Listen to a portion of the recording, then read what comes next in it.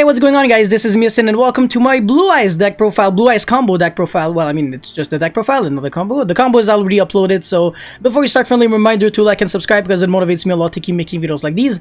Yeah, let's jump right into it. So, as you can see, I'm playing 3 Blue Eyes with 2 alternatives. You don't need, you shouldn't like play less than 2 blue eye, less than 3, sorry, ooh. And 2 blue eyes alternative I think is perfect. It's searchable with Melody, and besides it's only a hard, it's a hard once per turn summon, so it becomes definitely very brick if you play 3, and if you play only 1, it also works, to be honest. You can also play 1 if you want, because it does have like a requirement. It's not too much to ask, it's only like reveal a Blue Eyes White Dragon in your hand, but yeah. I also wouldn't play the Spirit, the guy with 2500 attack that banishes a spell or trap when it's summoned, because it is just not involved in any combo, and it's, I mean, outside of like being able to like special summon it during the end phase with Whitestone, it's not too great, so I think this is perfect. Moving forward, we have 3 Bigfoot. This card is overpowered going second against like Appaloosa and Dragoon, because if you can just reveal this, you have an 83.33% chance of special summoning it. So if they don't negate the effect of like reveal it to your like in your hand, then you can just crash on Dragoon, and in main phase 2 you full combo. And to full combo it's very easy. All you need is literally just Needle Fiber access. So yeah, this deck is super consistent and gets to play like 10 billion hand traps as you can. 2 Levineer, once again, you can play 1 or 3. I like 2. It's once again searchable by Melody and searchable by Seyfried, which is accessible by LP. And LP is just super easy to do because all of that is just it exists thanks to Needle Fiber. Once again, so it's one of the like weird situations where Needle Fiber is just kind of nice for a deck and doesn't just allow it to do like cancer things. I mean, yeah, sure, VFD and drawing like 10 billion cards is cancer, but it's Blue Eyes, man. You get the style points. That you're allowed to do that. But yeah, Levineer is amazing. In this deck, you can banish 3 lights from your graveyard and then special summon any monster from your graveyard, but it has to be in defense. So what defense position means is that you cannot revive back Link monsters. But that's not a big deal because whatever like you summon usually is Blue Eyes White Dragon or the White Stone of Legends, so you can sink into Blue Eyes Spirit. Is that the name? Yeah, Blue Eyes Spirit Dragon, and then, you know, search another Blue Eyes, and then you can like make your Skull Deed using Levineer, LP, Pisty, and the Buster Link. Skull Deed, draw 4, and then you just put back your Blue Eyes White Dragons from your hand to the bottom of the deck, and that's just free card advantage. This card is amazing. Or sometimes you can use the Triple Dark effect and remove 1 card from your opponent's hand without looking, unfortunately. It shuffles back into the deck, but it's still very amazing. Then we have 1 Thunderbird. You could potentially play more. It's just that it only has 2800 attacks, so it doesn't beat Dragoon, and it doesn't bait Dragoon going second. Which is kind of sad, but it's very good if you're going second against like back row decks. Also, it says destroy 1 set card on the field, not necessarily 1 spell or trap. So if this gets sniped, you can pop like a face down Guru your opponent controls, which is actually very relevant. It does come up, to be honest. I like Thunderbird. You could potentially play 2. It's up to you. Then 1 Nessie, of course, this is, you know, just self-explanatory. If you pitch this with Melody, it's amazing, man. Search 3 cards from your deck to your hand. Happy Land. Chupacabra. In this deck, Chupacabra is very good because you do play a higher amount of dangers. So even if you get sniped on Chupacabra, like after you do a couple of plays, it's not too bad because you can still like revive back a Bigfoot and then you make a rank 8. So if anything, sometimes getting sniped on Chupacabra is exactly what you want. Or if you reveal Chupacabra, like you special summon it successfully, you're literally just 1 normal summon short from doing full combo, which is like VFD draw 5. So we're definitely down for that. And then, you know, Orochimaru and Shaman, because yes, Shaman. I know it's not Shaman. Shaman is like a hedgehog kind of, and Jackalope is like a bunny with what is this? Anyways, it's a danger with a question mark, so it's like it's one of the cute dangers, exactly like Orochimaru. And the other ones are like actual like legit dangers, but yeah. Jackalope is very good. If you go Melody, pitch Jackalope, you special summon Thunderbird from your deck. Best feeling ever. Tsuchinoko, if you summon it, it is just a level 3 body. It doesn't do that much, but you know, it's just it's whatever. It's still like one of the 2 materials for Needle Fiber. And your normal summon like tuners, they can literally be hand traps. That's why we're playing a lot of hand traps in the deck. It's because Ironically, they're very good and you normal summon them very often. Yes, I said that. You normal summon hand traps very often because, indeed, normal summoning hand traps in 2020 allows you to make 6 negates. I swear to God, I'm not joking. Yeah, anyways, moving forward, we have Seyfried, amazing card. You can discard big Blue Eyes White Dragon from your hand. Technically, it's not discard, it's sent from your hand or field to the graveyard to search a dragon monster from your deck whose level matches the total level of the dragon monsters that you send from your hand and field. And then you can banish Seyfried from your graveyard to recycle back a level 8 light or dark dragon monster from your graveyard to your hand. So you can recycle back Alternative, Blue Eyes, Levianeer. Just, I love Seyfried so much. You can also play Brotor, but it's less good, to be honest. Seyfried is definitely better. And you might argue, like, should we play Chaos Dragon Wyvern Buster and Light Dragon, the Black Dragon Collapse Serpent?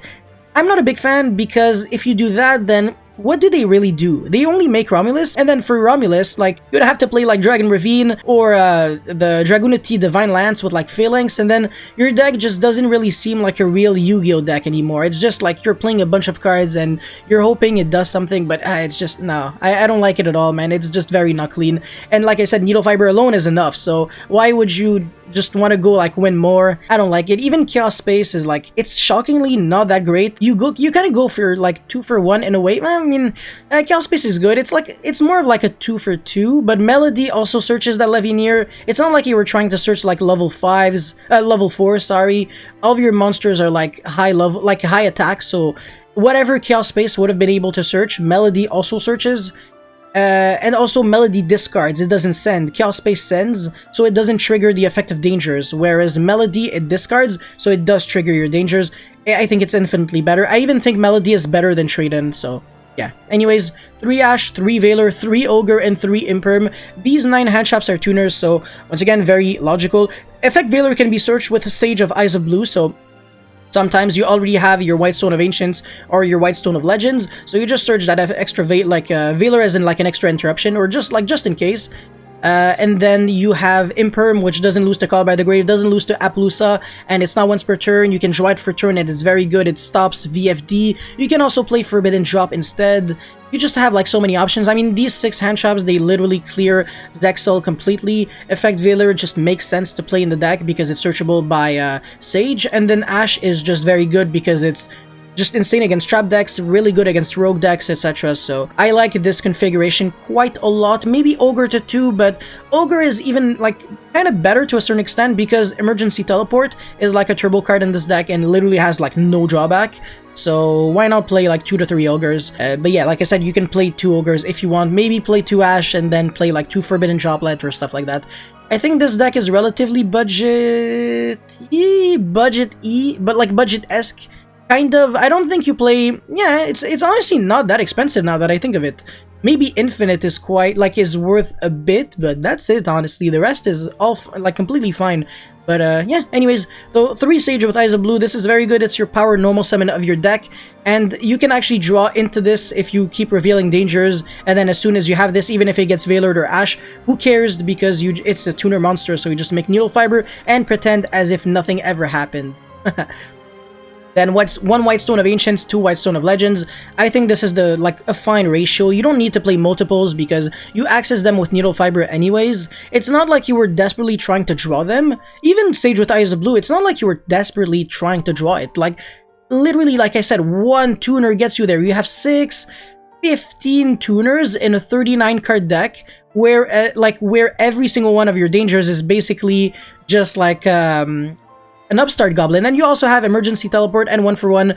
So yeah, you're literally playing like a 20 card deck at this point. Your combo is very consistent, and game 2 and game 3, you're always drawing into your side deck because you're drawing 1 card with Formula Synchron, drawing 4 cards with Scaldi that you get to keep because you just put back the useless Blue Eyes White Dragons back into the bottom of your deck. So yeah. Anyways, 3 Melody, I pretty much kind of explained it already. You can search Alternative and Levianeer, or if you're super desperate, you just search for Blue Eyes, but Blue Eyes is already way too easy to search with White Stone of Legend. Emergency Teleport is just amazing, like an amazing card. I love it so much. 1 for 1, fantastic card because you can special summon White Stone of Legend. And I guess sometimes Whetstone of Ancients, but it's not too great. By the way, I forgot to mention Sage with Eyes of Blue, like the hand effect is also very, very important because you can turn like your Skull Deet at the very end of your combo into like a Blue Eyes White Dragon from your deck, like that you special summon from your deck, and then you can like Xyz summon with it using Lavinia or like Alternative or Bigfoot. You make like a Harbinger, and that's just an extra rank 8 for negation, so it's nice. And then Upstart, Triple Infinite, yeah, everything here has been explained very well, so let's jump into the extra deck now. We have one Stardust Spark.